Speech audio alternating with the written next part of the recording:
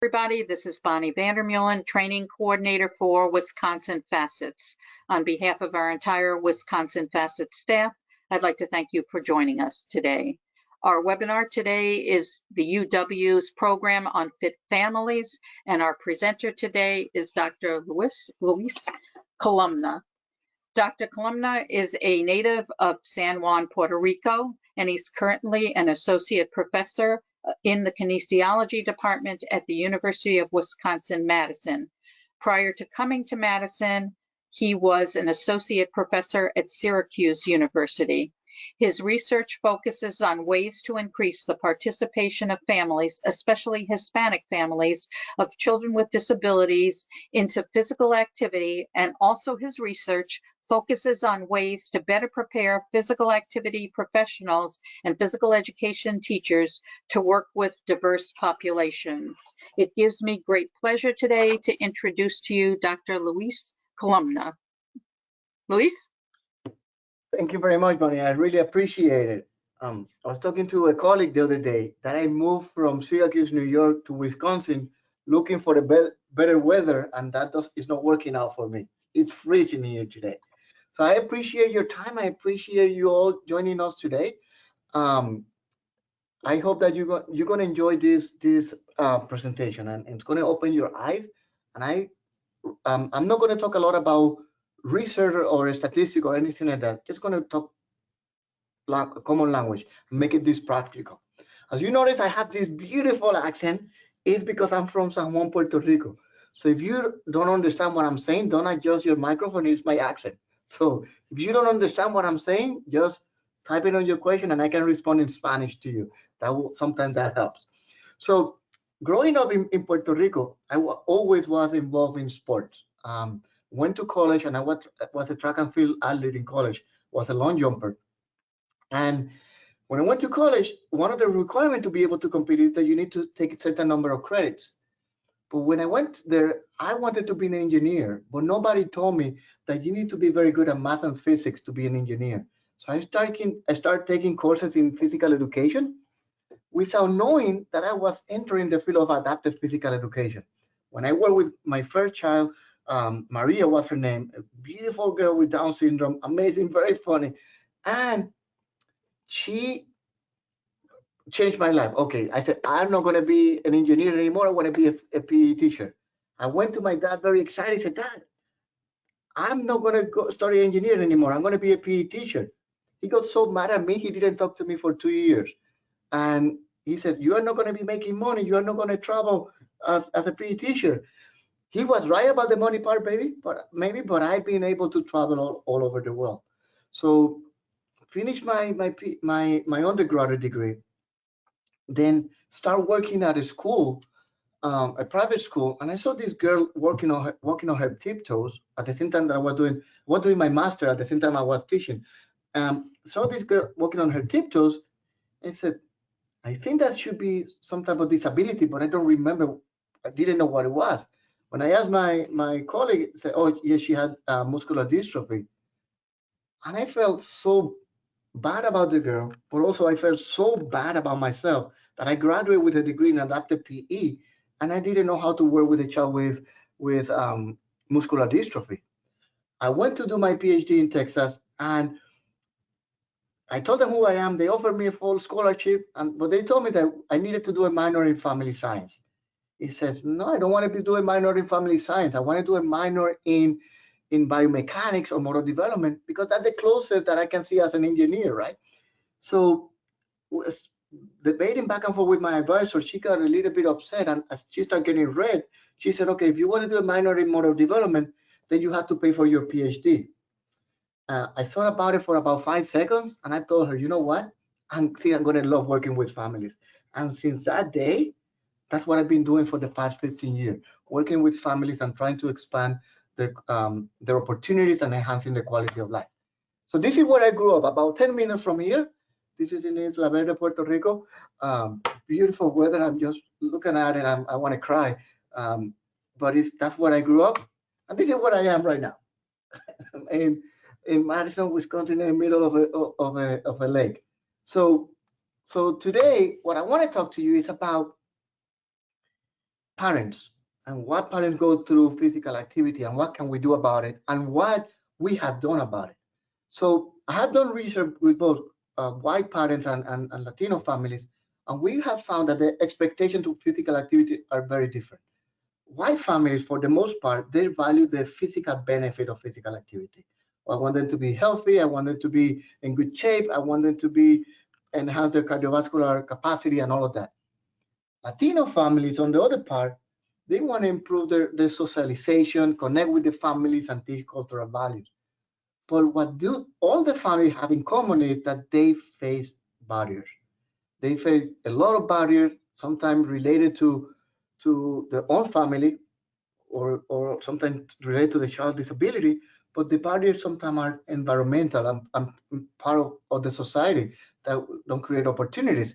But also, they both agree that what the kids learn at school is not transferable into their home environment. So parents don't know what their children are doing in physical education, and that's what we are trying to do, maximize those opportunities. So these are some of the benefits that we have found in the literature for physical activity for children with disabilities in general, but I'm going to try to focus this presentation a little bit on children with autism. I want to make a disclaimer, and I want to be respectful to all of you in terms of, I know that some people like to use language terminology, others like to use identity terminology. So because I cannot say children with autism or autistic children the whole presentation, I'm going to go with language first because that's the language that is used on the legislation. But if any of you on your questions, you want me to use identity first, I'm more than happy. I just want to be respectful to everybody. I want to address that, okay? So the benefit is, it, again, improve fitness level on children with autism, reduces stereotypical behaviors. There's a relationship between fundamental motor skill and communication. So the better your fundamental motor skill, you tend to have better communication, improve motor skills that are prerequisite to do physical activity, and allow you to make friends. Most importantly, enhance the quality of life of the children. As a family, there's also benefit of physical activity, improve marital relationship, allow some to do something fun as a family. Among Latino families, allow an opportunity for share family culture and values, but overall bring the family closer. That's what we have found. Unfortunately, there are a lot of barriers that families face. They are the programmatic barriers. I'm pretty sure that many of you go through this. You have, oh, there are no programs for my kids, or if they are programs, they don't accept children with disabilities, or the staff is not well trained. The attitude of other people. So this is, I'm pretty sure that some of you are getting a little bit upset about it, but this is what it happened, right? So this is a reality. And then you have a ton of job obligation. COVID was it is so difficult. So what we do? One of the things that we have found through our research is there's another barrier that we don't talk a lot about it, and it is perceived behavioral control. So what is perceived behavioral control? Perceived behavioral control is how confident I feel about doing something. Like, for example, I told you I'm from Puerto Rico, and my motor skills are really good. I'm very athletic, but don't put me on ice. I cannot do anything on ice. Only thing that I do on ice is my drinks. Whatever I'm drinking, I want it very cold. But that's what we've been working. We've been teaching parents how to play with their children and how to do physical activity with their children. So I want you to think about for 30 seconds, any of you are facing any barriers to physical activity with your family. If you can post it on the chat, and Bonnie, you can recite them for me, if they say any of the barriers that they are facing, and hopefully I'll be able to talk about some of those during this presentation. So I'm going to give you about 20 more seconds, and Bonnie, if you can read them for me.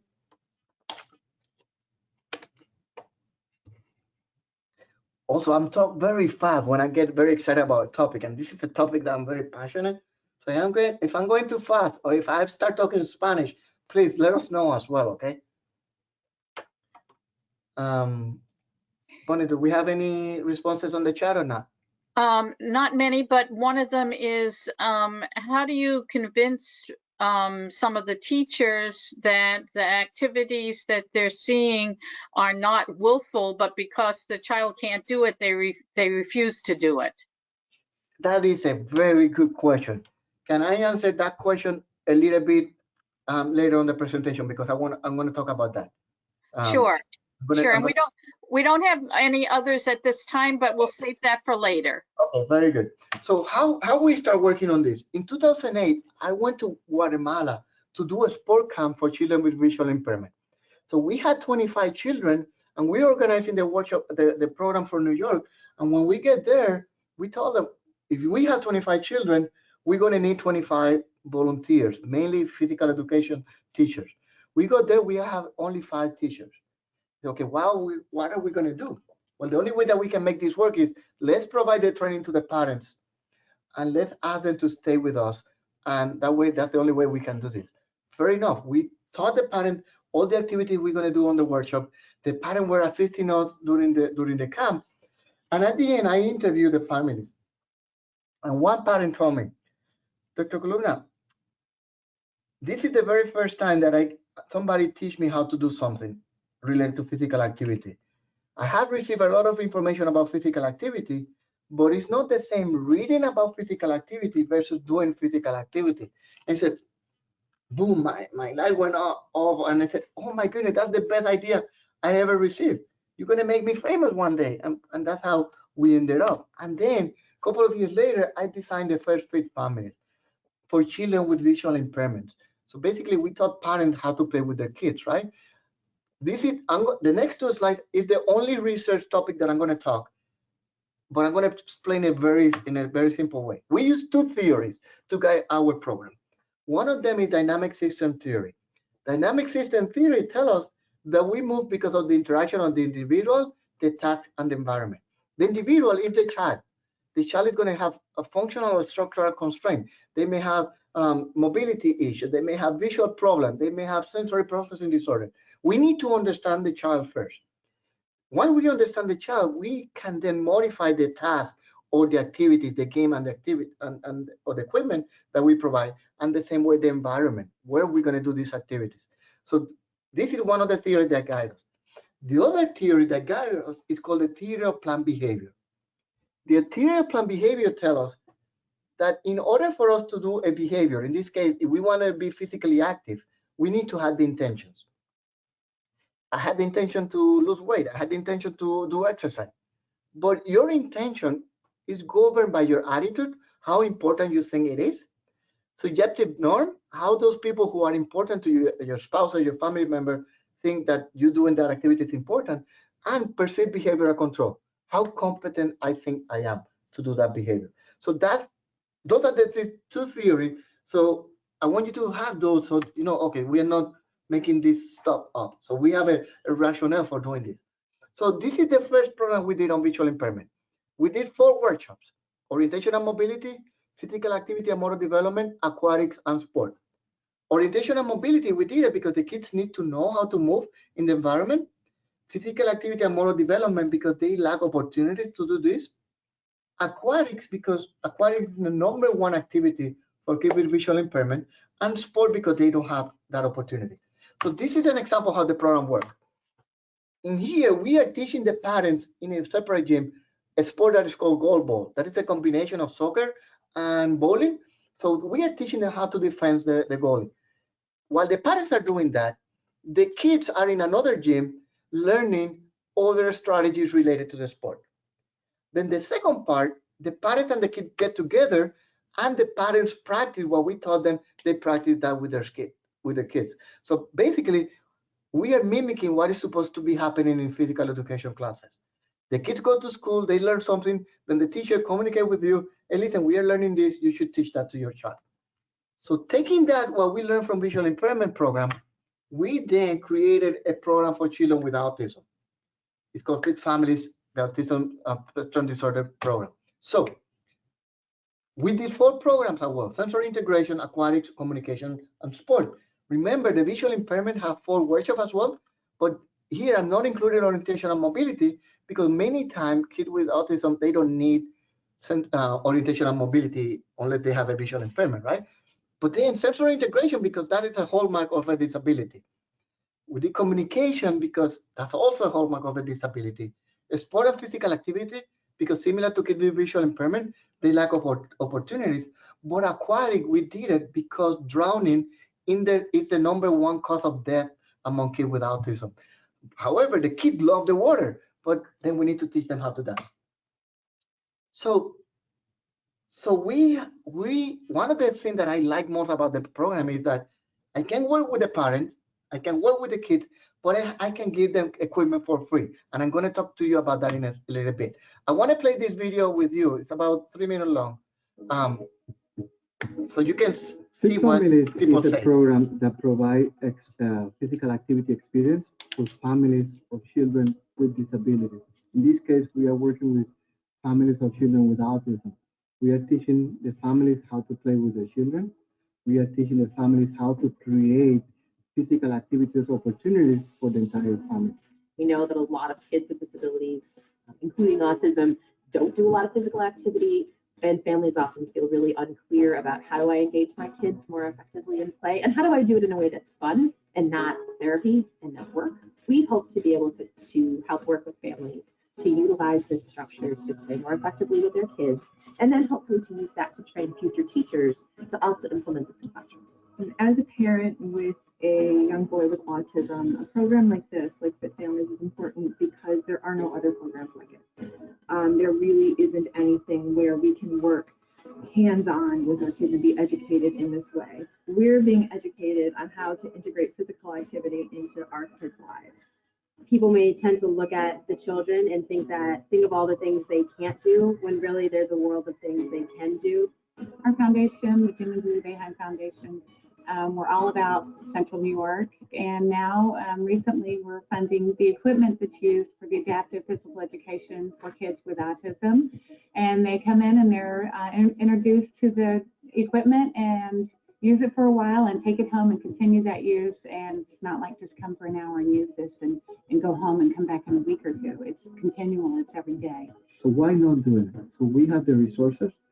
We have students who are motivated to doing it. And I think this is the missing piece. And I think we are up to hear something big here at Syracuse University. Now it's Wisconsin now. Making a stride. We're gonna change the way that we provide services to families of people with disabilities. We have a growing body of research that shows that the more kids move, in particular when they're doing particular kinds of gross motor activities, that can increase speech. It can lead to easier interaction because the motoric piece of it actually helps stimulate the language piece. So for a lot of kids, you put them in a swimming pool and it's easier for them to talk. You put them on a swing and it's easier for them to communicate with friends.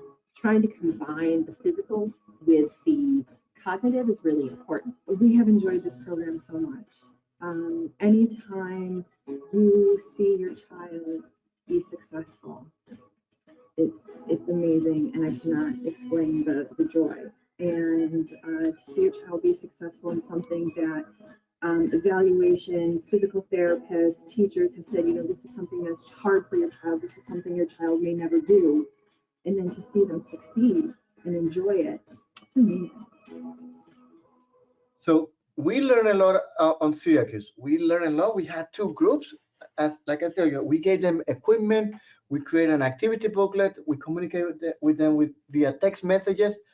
The home group, all that we did, we gave them the equipment and the games, and they went home. So later, I'm going to tell you how we changed that here in Syracuse. So for example, these are the 4 books that we did in Syracuse, and we just updated for here. So each of the games have about 25 to 35 games and activities for the families to do. For example, in this particular case, if we are doing kicking, if you get your phone and you use the camera, you're going to see the QR code. You're going to see one of my students demonstrating how to kick. Sometimes we assume that the parents know how to do an activity. And for many parents, many of the activities that we do is the first time that they've been involved. So we model the correct way of doing it. So first, all the books start with the demonstration of the skill. So this is an example of one of the games. So when I gave this template to one parent and said, okay, what do you think about this? I say, that's phenomenal, but that is too much work, too much wording. By the time I read it to my child, I lose them. So that's why we put the QR code that include a demonstration how to play the game. So we teach them how to do the game, how to make it more easier, how to make it more difficult. In this case, this is about dribbling. So I'm going to show you later on where we are right now with this. So this was a great start. After the second workshop, what we did is we used the same template, but then now we added communication tips. If you look in the middle, on the bottom part, bringing communication example, we tell them, okay, for this particular game, this is how you can bring communication to the game, just to promote that interaction between the child and the family. Actually, we provide them with text messages to motivate them. Every week they got about 2 to 3 text messages. Hey, let's keep it up. Let's do this. Next Saturday is the next program. We just try to keep them engaged, and that they appreciate that feedback a lot. And we gave them a lot of equipment. That soccer ball, we gave each family get about $350 to $400 worth of equipment, and they get it for free, and it's for them to keep. That soccer ball is a sensory ball. It's a weighted ball. They love that. The stump rocket, the far right, that is the best toy to teach a child how to play. The spooner board, the baby is not included, but the spooner board is good to work on the vestibular system and on core and balance. I tell you, this is the part that I love the most about my program. When I'm buying the equipment and putting it together to give it to the families, it makes me feel like a Puerto Rican Santa, to be honest. It's phenomenal experience. Also, we did aquatics. Before COVID, we did aquatics. So we stopped doing aquatics until we get a little bit better. But I wrote a book on aquatic activities. Where we give them a book. We teach them.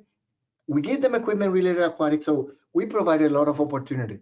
The photo on the left, you can see parents and kids working together, so which is awesome. Again, and also we ask them to record how long they have been playing. And this is an example of this. Look at this. I got this. This kid didn't want to do any of the activities the day of the workshop. We let it be. But we gave them that blue disc, and the moms was so grateful because Gian was participating on this. And again, what we are working on there, we're working on balance, we are working on core, we're working on enhancing the child's self-confidence. Now, I told you that I was looking for a better weather, moved from Syracuse, landed in New York. I arrived here in 2019, and within a year, we launched Fit Families program here. But we did it a little bit bigger. We recruited, with the help of Bonnie, we recruited over 45 families of kids with autism and their parents, and we divided into 2 groups. The home group just got the equipment and the booklets. The workshop group did the in-person activities, and was a 12-week intervention. And like I tell you, we gave them the same books that we use in Syracuse. And then I told you about the games that we did that. And look at the story. Look at what the parents told us. This is what the parents here in Madison told us about the program. Fit Family is a physical activity program that promotes not only physical activity, but teach parents and equip parents with the skills to teach fundamental motor skills and to teach physical activity, and more importantly, to create opportunities for the child to practice this skill. We know from research that kids with autism spectrum disorder have developmental delays, they have motor deficits, they have challenges with social communication, and physical activity and physical education provide a means by which we can address some of those issues, including sensory issues. Children are learning fundamental motor skills, which allows them to practice those skills and refine those skills, and then to be more successful when they want to get involved in like community activities. So building that foundation is really critical when we think about motor development. Honestly, I've been working with the program now for about 3 years. This will be my 3rd year, and it is amazing. Seeing the smiles on the children's faces and seeing them get really nervous at first. They're getting to know us and we're getting to know them. And then all of a sudden, like, they're just running, enjoying the time with the students, enjoying the time with us, and learning valuable skills that will make them more active. Agradezco mucho que se impartan este tipo de actividades, de cursos, porque nos ayudan a crear más ideas en el entorno de nuestras familias para mejorar. Nosotros, para nuestros hijos. La información fue muy benéfica para todas las familias. to see him try something brand new for the first time, not understand how to do it, go through it, get taught a couple times, and then pick it up like that astounds me. By the end of the day, you could see that he was not only loving doing the activities, but he had grasped the concepts and was learning. The variety of equipment that offers different like textures, colors, sounds. So that's really important to help children be able to select activities and work with activities with equipment that works for them. So it can be very individualized. Children will have the chance to really learn fundamental motor skills and be successful with their motor development skills. We already see the parents warming up to us, learning the skills, and feeling more comfortable and confident in teaching the skills to their children. Para nosotros fue una gran satisfacción verlo de esa manera. We're just grateful to be a part of it. For actually connecting with parents in a real way. Working with Dr. Columna has been valuable, and I know that when the parents work with him and all the professionals coming, this is a once in a lifetime. They get to work with all the professionals in the field of adaptive physical education, and that's super unique. Expose the parents to the benefit of physical activity, adaptive physical education. That's the purpose of this workshop.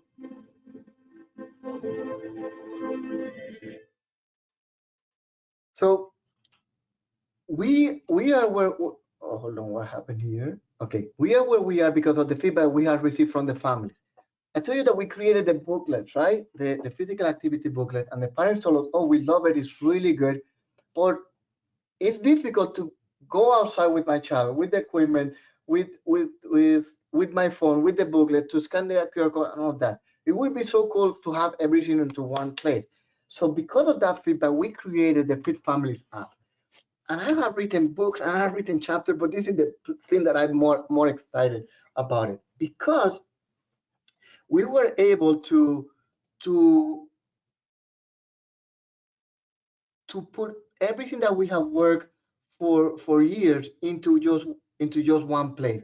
I'm going to show you. I cannot share the app yet because of we're working on the copyright issue, but I want to show you how this works. So we did 4 workshops. Can you see, Bonnie? Can you tell me if you can see the app on the screen? Yes, Okay. I can. So for example, we did 1 workshop. I'm not going to play it, but here is the recording. We recorded the workshop, so if the parent want to see it at a later time, they can do. This is all the equipment that we gave them for just that workshop, right? So I'm going to get back to this page in a little bit. So for this workshop, we were working on running, jumping, and balancing, right?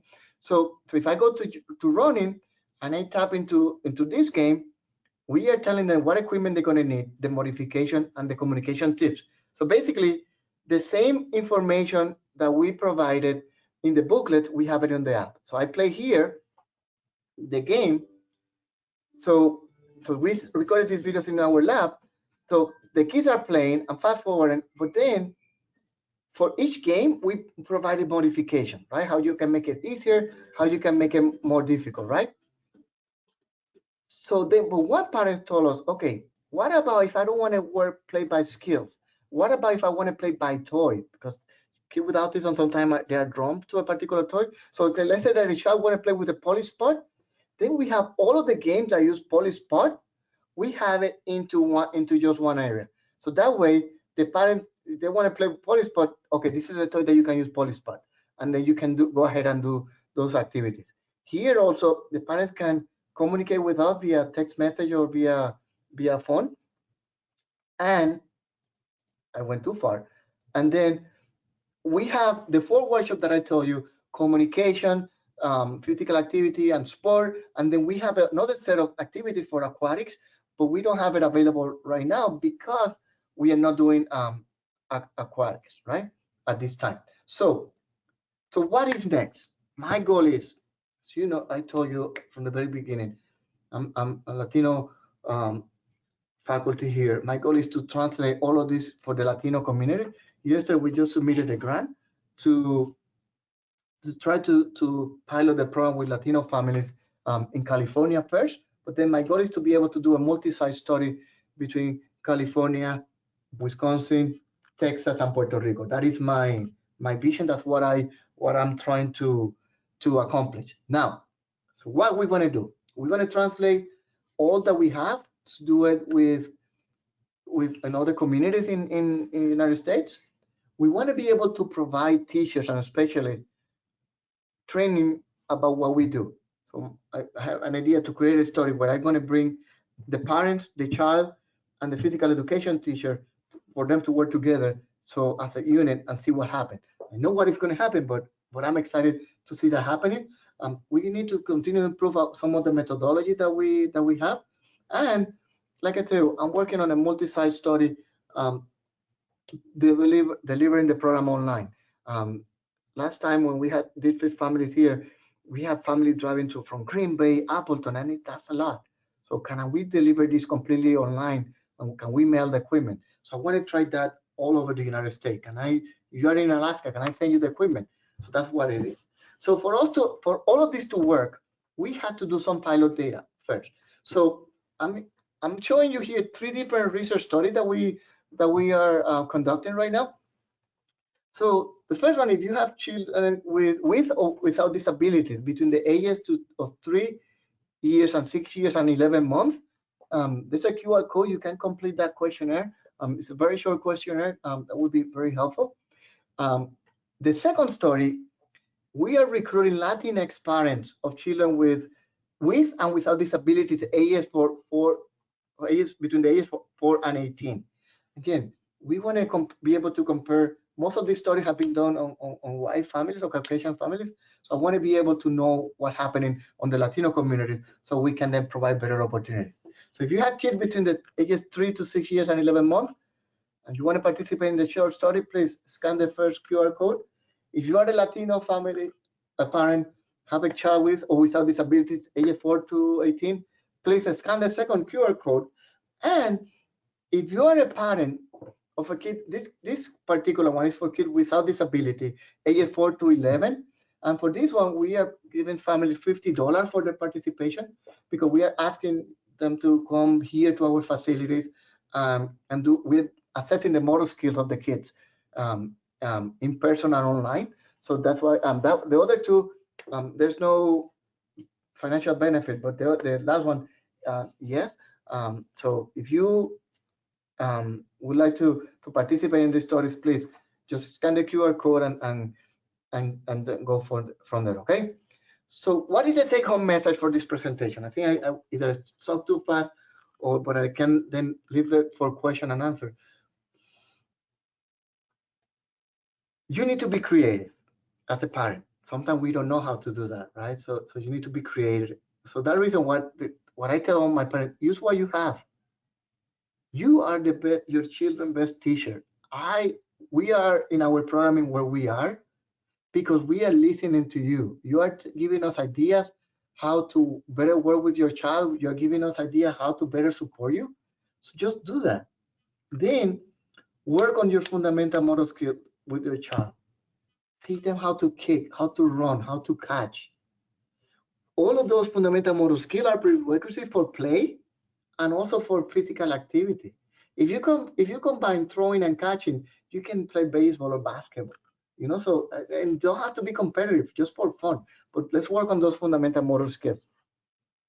At the beginning, somebody asked me a question about a teacher.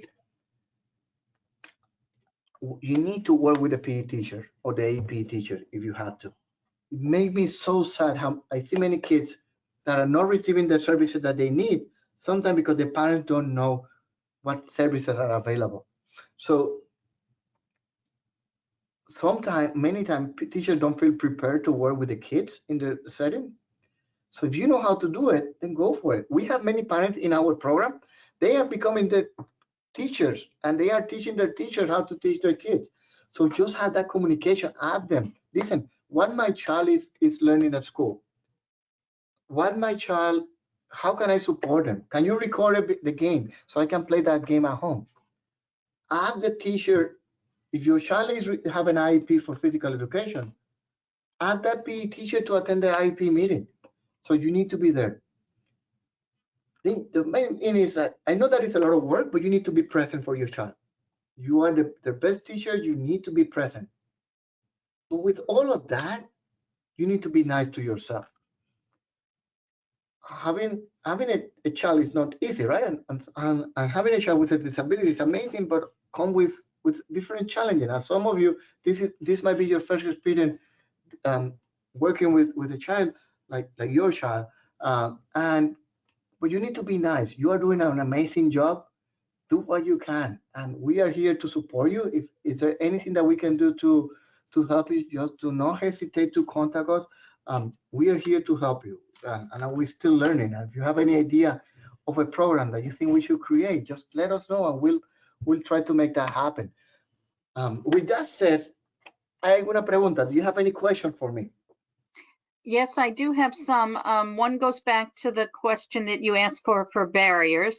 Yes. And this is a parent that was speaking. And this parent says a barrier for them is an introductory classes or sports that can meet my child's special needs. Not a lot available other than things like miracle leagues, etc. You know, what might be some of your suggestions there?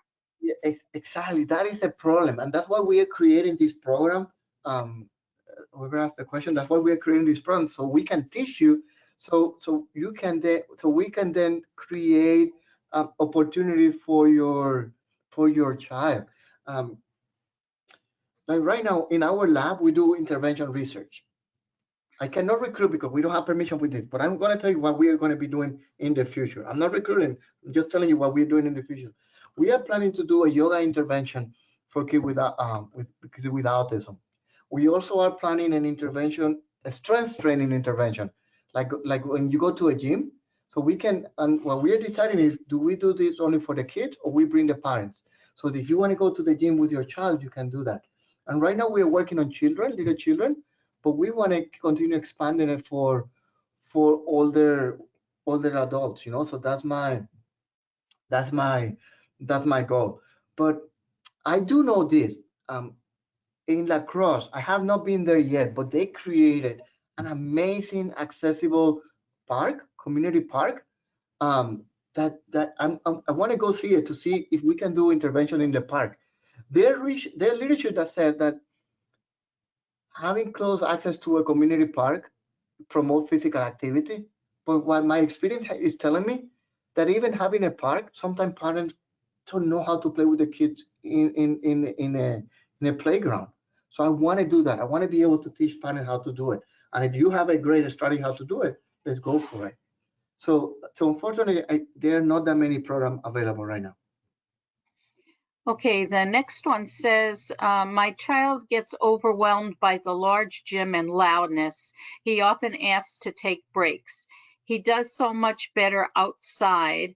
Wondering on ideas to give his school to keep him involved with an environment that's overwhelming. Very, very good. So that is very typical, right? So sometimes what I've seen is many children, they use um, headsets to protect their to shut down all of that extra noise, right? Um, when the weather gets better, definitely they can go outside, but with your child need that movement, right? So you can maybe start. I don't know if the child use those headset, but try them. If you don't have a try, talk to your OT in your school, occupational therapy in the school, to see another solution. Or if they play music, they can do like, I don't know if you've seen that they have this silent discotheque that everybody have like a headset and everybody's listening to the music. That's something that maybe they can try, you know. Okay, there's another comment from a parent who wrote it both in Spanish and in English, and I'm sorry I cannot read the Spanish, but I'll read you the English. How do you see fit families being implemented across the state? I would love to see this in every community through like the YMCA, city parks and recreation, schools. I love that it incorporates the family and learning in a group setting as well. This program should. This is a parent or a professional? Yeah, it says it's a parent, and then goes on. Yeah, then that's the end of that one. Okay. So you gave me goosebumps with that question because that's my vision. One of the things I want to do is I want to partner with the YMCA to be able to get membership for the families, so we can do a multi-program. Like we teach the parent how to use the gym, the kid how to use the gym. Also, And that's what we are doing baby step. We implemented the program. We had done it twice here. The first time was impacted by COVID. We learned how to do stuff online. And this time we did it in person, but all the online stuff, we improved that. So that's why I'm expanding it to very soon to do a multi-site study in Syracuse here and in Iowa. Iowa, not the Iowa State, not Iowa, the town. And then that's my goal. But to do that, we need two things. We need funding, right? Because my programs are free, and I don't want the parents to pay, and the equipment that I give them is for free as well. But also, we need, to be honest with you, is a gym facility. I want to be able to have a gym facility that I can have at least once a week, an open gym that the parents can come with their kids and play. We're gonna have all the equipment out. They can do. Then I can create like practical experience for my students to learn how to work with kids with disabilities on another day. But in order for me to do that, I need a gym. It's harder for me, to be honest with you, finding facilities that are running my program. And that's what I'm working. Our dean here in the School of Ed, she's phenomenal. She's working with us trying to find a gym. But if any of you have a lot of money and you want to donate a gym, go for it. We'll create it, whatever you want. Okay, thank you for that. This is from a professional, and this is a clarification. This program should not replace required school-based adapted physical education, correct? No, by no means. By no means. Thank you for saying that. That's not my goal, never been my intention.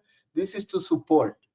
Yes. The teacher are the teacher. The teacher going to teach the kid in school, then this is extra support. The parent, okay, like COVID, like parent told us that during COVID, our program became the PE curriculum for the parents, not for the parents, for the entire family, because we get the equipment, right? And we get them games and ideas. Then the parents play with everybody was playing. So we asked them, well, they said that without our program during COVID, they don't know what they would have done.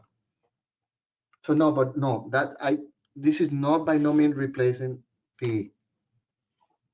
Okay, so I believe this next is a parent, and it says, have you seen any changes in the child in terms of problem behaviors like aggression, noncompliance, language development during this program? And then the comment was, thanks for your presentation. Yes, we have. Right now, our two main variables are fundamental motor skills and physical activity, right? So last year, we just finished our first randomized control trial. We finished scoring. We are about to analyze it. So right now, I cannot tell you that the program 100% improved motor skills.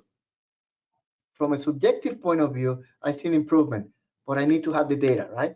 So I cannot. I think the parent had told me that the kids are doing better. They are more physically active. Parental confidence have increased. They have told me that from interviews, right?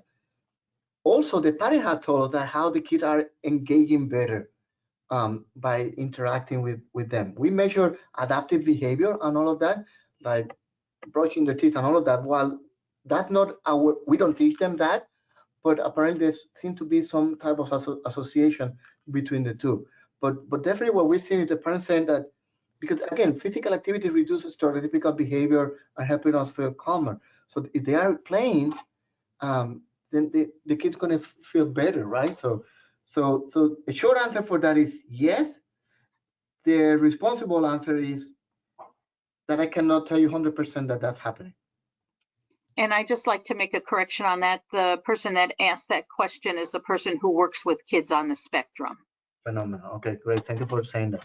Yep. And then another question is, where are we able to possibly purchase the aquatics book? Let me check, because the book was a couple of years old now. I can try to actually I'm gonna put in on the chat here real quickly the I don't know how to put it on the chat here. This is the first time using this. If not, Bonnie, can I send it to you and you can get you to the okay columna. Yes. So that yeah, I can I'm gonna send it to you. I'm gonna send you the link. Okay. That'd be great. And then for the person who asked that question, if they would just contact me, I will forward that link to you. Yeah, because I honestly don't know. I put it on, I found it on Amazon, but I'm gonna send you two links. That's one on Amazon, and the other one is Human Kinetics. And is there any other question in the meantime? Yeah, hang on a second. There's a whole question, and I apologize because I cannot read the Spanish. So I will forward that question on to you, and maybe you can contact that person By email? because I cannot read it, and I apologize to the questioner. Here's one from a professional that says, I hear often most parents from parents that their child is not interested in physical activity. What advice would you give to a parent who says this? I would say that 90% of the kids that will come to our program, parents tell us that until they get the program. This is the biggest secret of the world, is on the toys. You get them cool toys, they will do it.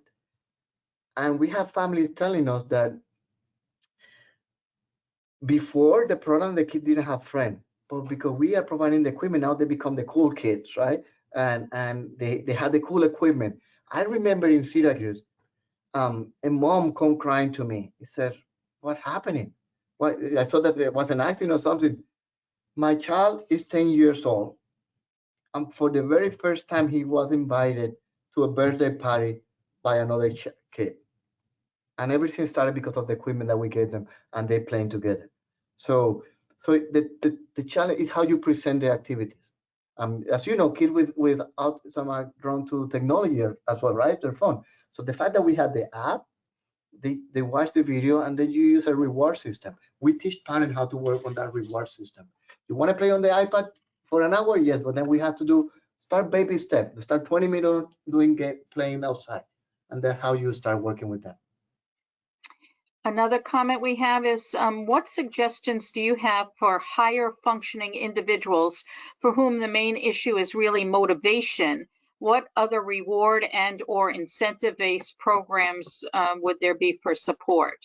Very good idea. Oh my goodness, this is awesome. So one of the things that I want to do is I have recruited in the past parents that have worked in the program just to provide feedback. What I want to do is bring also kids with autism to be mentor for other kids. So maybe that's something that they like.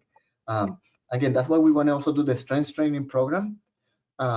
So we can, because not everybody want to play games like we do, but if they want to do strength training, that's why we want to do yoga. Is finding what they like.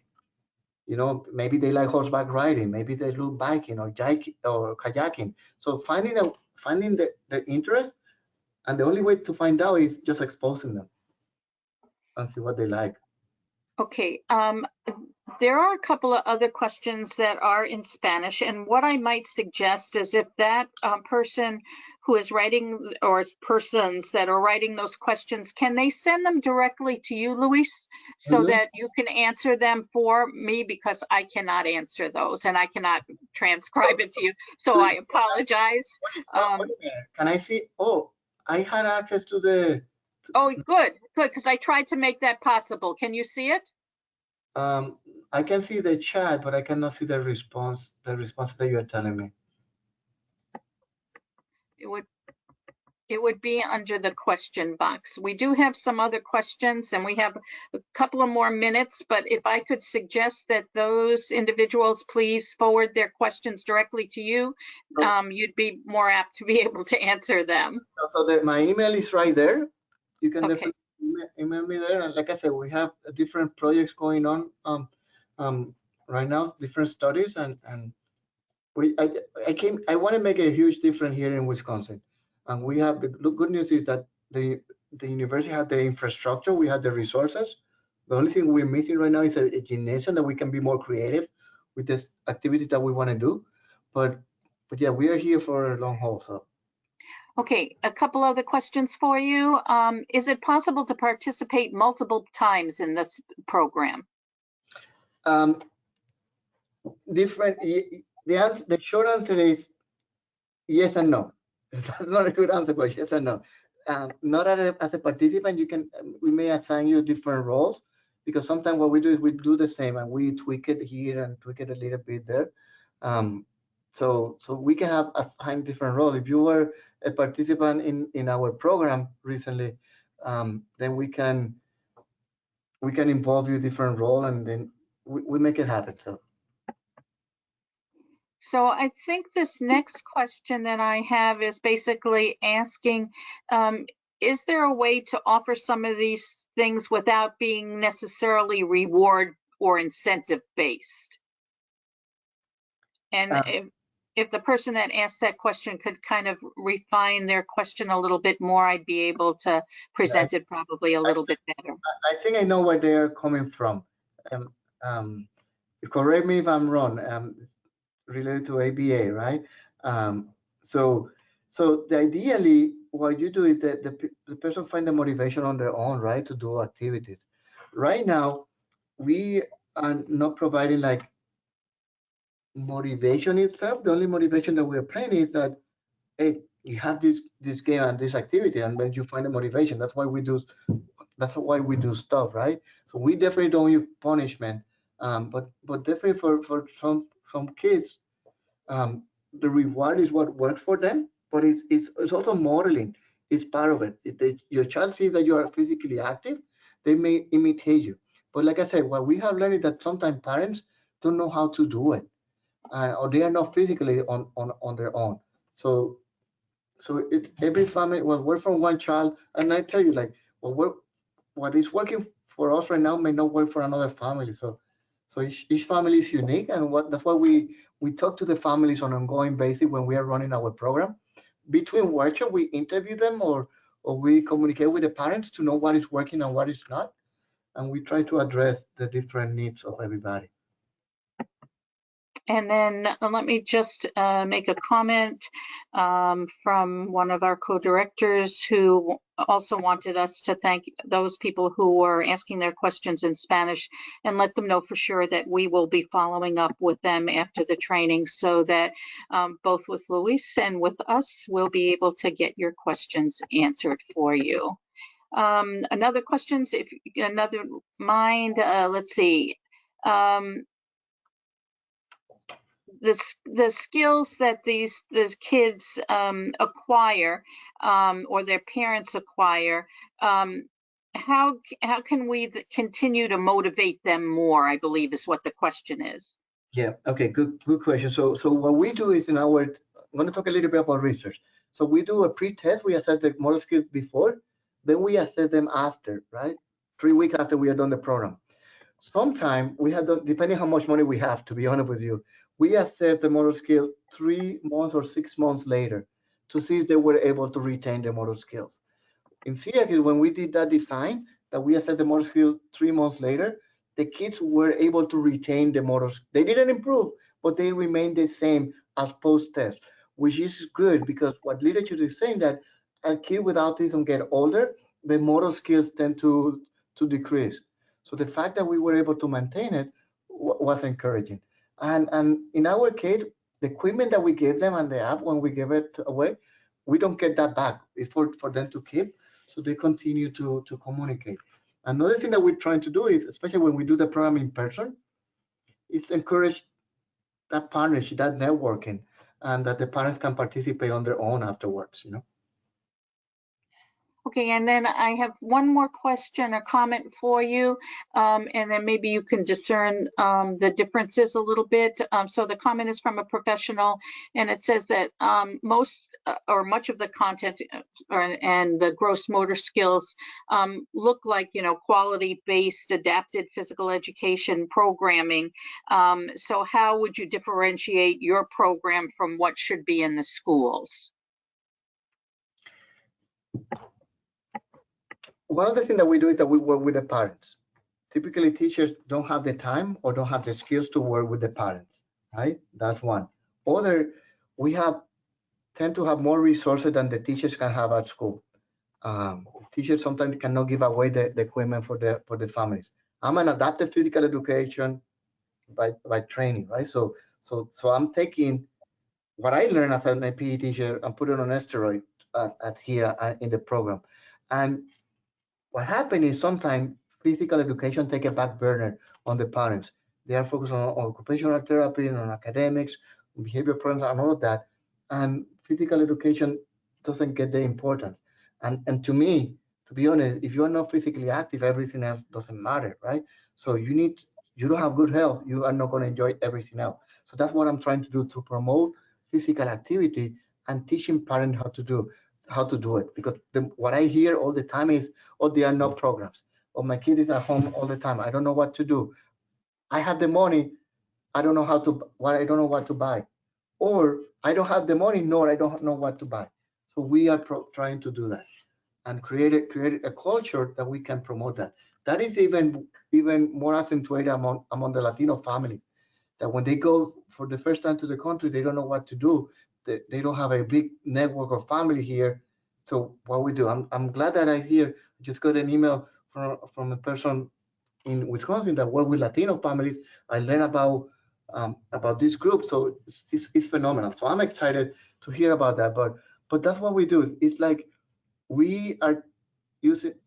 We cannot call ourselves evidence-based yet, because in order for us to do that, we have to continue demonstrate that our program works and the different benefits. We use evidence-based practices, but if I tell you that, oh, Fit Family is going to do this, I'll be lying to you. But what we're seeing is promising. So what we need to do is getting larger sample sizes, and that's why we are continue doing research to be able to demonstrate if this works. Then I don't want to do this only in Wisconsin. I want to do this in all over the world and take it back to Latino communities as well. But if it doesn't work, I don't want to do it. So I have one other quick question, and we have about 2 minutes then to close up, and any final comments that you have. The last question I have is, what does it cost to receive all this equipment for like a parent? Does it cost them anything? What is their investment?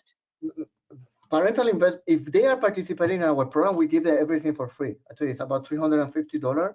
We give it for free. It just they need to meet the age requirement that we're doing. And right now, the program is set for kids ages 4 to 11. Older kids, the game are not developmentally appropriate for that age. Younger kids is too difficult. Also, the kids need to be ambulatory. Is again, my goal is to be able to continue designing program that includes everybody. But that is, I'm going to be honest with you, very difficult to do. It's not impossible. It's difficult to do. And how the university work, how the grant system work is that I need to be focused. I need to have a population, and that's. I started with visual impairment. Work. Let's do it with autism. I know for a fact that this is easily modifiable for kids with other developmental disabilities like Down syndrome, ADHD, that kind of disability. It's easy to modify, but it's free. So then, if you have any closing statement you'd like to make, Luis? Yeah, definitely. I have done a lot of webinar, and this by far has been the best one, the best question that I have received in a long time. And this is really good to hear this. I'm excited to hear that you are committed about the community. Las personas que escribieron en español me pueden escribir a mi email. Those of you who wrote in Spanish, please, my email is right there. Please feel free to send me an email. I'll respond to you. We are here in Wisconsin. Like if you have any ideas, when you hear our programming, our flyers, just spread the word out. We are trying to do great thing here. And I remember one time I wrote a grant for 20 families, and we received about 85 applications. So I had to write another one, and we were able to support 40 families. So we are here to support as many families as we can, and we appreciate your support. Well, thank you so very much for a wonderful presentation today. I know that I learned a lot, and I'm sure that those that were on the webinar did as well. So thank you very much. I'm pleased that you'll be able to follow up with some of our families, as we will do the same. So thank you again. This will conclude our webinar. We'd like to thank everyone for joining us today. Please be reminded that Wisconsin Facets has over 100 trainings and webinars for the year 2022. And please feel free to check out our website calendar and register for any of the upcoming trainings that may be of interest to you. Also, please watch for the short evaluation that will be coming your way after today's live presentation. Again, Luis, thank you so very much for your presentation today, and thank you all. Have a great day, be safe, and stay healthy. Bye-bye, everybody.